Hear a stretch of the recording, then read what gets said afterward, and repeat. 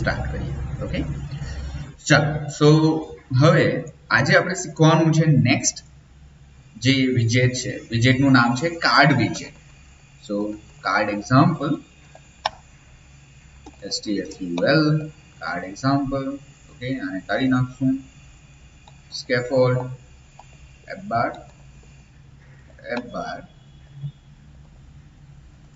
child sorry title text card example. Okay, body ની અત્યારે અંદર આપણે એક કોલમ લઈએ, ચિલ્ડ્રન લઈએ. હવે વર્ટિકલી કંટ્રોલ્સ ને ગોઠવવાના આવશે. ઓકે, મેઇન ડોટ ડાટ ની અંદર કાર્ડ એક્ઝામ્પલ અને ઇમ્પોર્ટ કરીએ અલ્ટર એન્ટર, એટલે ડિફોલ્ટ જે છે એ આપણી કાર્ડ વાળી રન થઈ જશે. ઓકે, અલ્ટર એન્ટર થી ઇમ્પોર્ટ થાય. આ જે ઇમ્પોર્ટ બધા થાય છે એ અલ્ટર એન્ટર થી થાય. ઓકે, અને અલ્ટર એન્ટર તમને જે એરર આવેલી હોય એનું સજેશન પણ આપે. ઓકે, ચાલો. સો કાલે આપણે શીખ્યા હતા કન્ટેનર નોર્મલી શાના માટે યુઝ થાય? એક બોક્સ બનાવવા માટે. પછી આપણે એની અંદર ડેકોરેશન યુઝ કર્યું હતું. ડેકોરેશન યુઝ કરીને શેડો ને એવું બધું વસ્તુ આપી હતી. હવે આ સેમ વસ્તુ એક બીજા વિજેટથી પણ પોસિબલ છે, અને એ વિજેટ છે કાર્ડ વિજેટ. બટ કાર્ડ વિજેટ માટે તમારે કન્ટેનર તો કમ્પલસરી લેવું પડે. તો કન્ટેનર એની હાઈટ આપીએ આપણે, હાઈટ 200, વિડ્થ 200, અને ચાઇલ્ડમાં કાર્ડ યુઝ કરીએ. ઓકે, તો કોલમની અંદર એક કન્ટેનરની અંદર એક કાર્ડ, એમાં આવે ચાઇલ્ડ. ઓકે, સો ચાઇલ્ડમાં સિમ્પલ આપણે જે પણ લખવું હોય, હવે આટલે તમે રો કોલમ વોટેવર જે યુઝ કરવું હોય તે કરી શકો. ઓકે, તો જો કાર્ડ કેવું દેખાશે. કાર્ડનો મેઇન એડવાન્ટેજ એ છે કે કાર્ડની અંદર તમને એક એલિવેશનનો એટ્રીબ્યુટ મળી જાય. આ જે શેડો આવ્યો ને એને એલિવેશન કહેવાય. ઓકે, આની વિડ્થ મારે સ્ક્રીન જેટલી કરી નાખવી હોય તો good, media query. Okay, media query dot of context dot size dot width. So આની વિડ્થ સોરી વિડ્થમાં, સો વિડ્થ અને આનું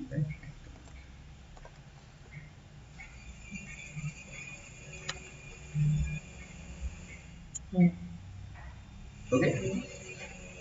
એક બીજો એટ્રીબ્યુટ છે, એક બીજું વિજેટ આપણે શીખીએ, પેડિંગ વિજેટ. પેડિંગ વિજેટ એકચ્યુઅલી કન્ટેનરની અંદર તો ઓપ્શન છે જ પેડિંગનો, બરાબર, બટ તમે એક અલગથી પણ આટલે વિજેટ લઈ શકો, પેડિંગ વિજેટ. તો પેડિંગના ચાઇલ્ડમાં મેં કન્ટેનર મૂક્યું, અને આટલે પેલું એક એટ્રીબ્યુટ આપવું પડે, પેડિંગનું એટ્રીબ્યુટ, એજ ઇન્સેટ્સ ડોટ ઓલ 15.0. એટલે પહેલા પેડિંગ એટ્રીબ્યુટ, એ પેડિંગ આવશે આટલું, અને પછી એની અંદર કન્ટેનર, અને કન્ટેનરની અંદર આવશે કાર્ડ. ઓકે, કાર્ડનો તમે કલર્સ પણ આપી શકો. તો colours dot yellow dot state 50. આપણે નોટ્સ બનાવીએ તો તેની અંદર આ રીતનો કલર હોય. પછી ફોન્ટ ને આ તે તમે બધું વધારી શકો છો. ઓકે, હવે કાર્ડની અંદર મારે આને પેડિંગ આપવું હોય તો હું આ જગ્યા પર કન્ટેનરની અંદર કાર્ડની અંદર પહેલા પેડિંગ યુઝ કરીશ. ઓકે, પેડિંગમાં કેટલું પેડિંગ આપવું છે, આ બધા લોજિક જોજો બધા કઈ રીતે થાય છે. અને એના ચાઇલ્ડમાં સાઈડમાં પેડિંગ આવી. હવે મારે આને થોડી સ્ટાઇલ આપવી છે, તો obviously style text style.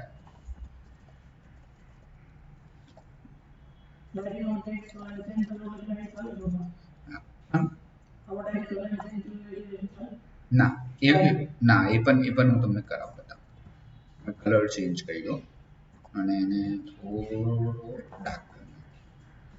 Okay, ફોન્ટની size થોડી ચેન્જ કરી નાખીએ.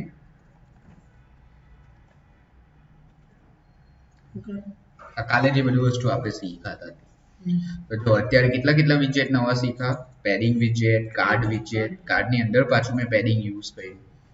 હવે તમારે આને અલાઇન કરવું છે.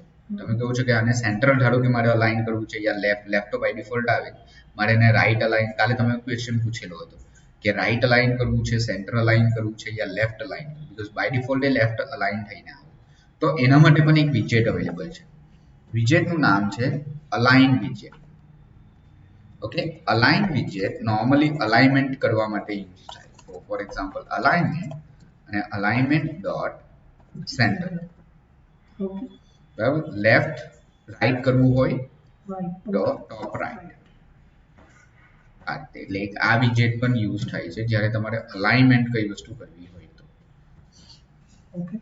ખ્યાલ આવી? ઓકે, સો આની અંદર કોલમની અંદર આપણે જો બધું એક જ વિજેટની અંદર ડિઝાઇન બહુ ડિફરન્ટ નથી, ખાલી આ એલિવેશનના લીધે નોર્મલી બધા કાર્ડ યુઝ કરે. કાર્ડમાં આવે કેમ કે તમે જો જોવા જાઓ તો બધી એપ્લિકેશન મોસ્ટલી કાર્ડમાં જ બનેલી હોય.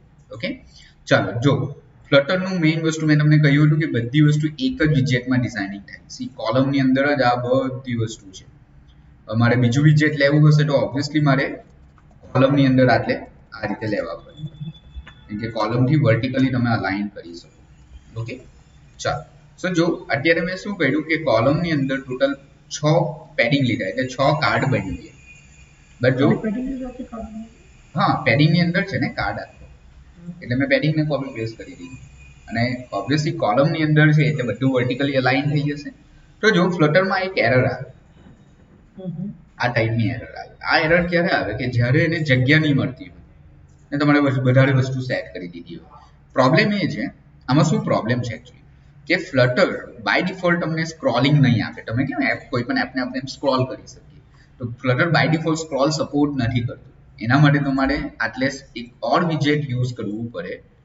વિજેટનું નામ છે સિંગલ ચાઇલ્ડ સ્ક્રોલ વ્યૂ અને એના ચાઇલ્ડમાં તમે કોલમ, આનાથી સ્ક્રોલ આવી જશે.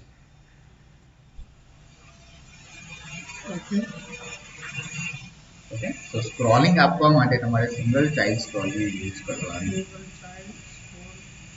સિંગલ ચાઇલ્ડ સ્ક્રોલ ખ્યાલ આવી ગયો? ઓકે, ચાલો આટલું જોઈ લો. અલાઇન, પેડિંગ, કાર્ડ, કન્ટેનર, આ બધી વસ્તુ કઈ રીતે સેટ કરી આખું સમજવા જેવું છે. ઓકે, ચાલો પછી આપણે બટન્સ ને બધું સ્ટાર્ટ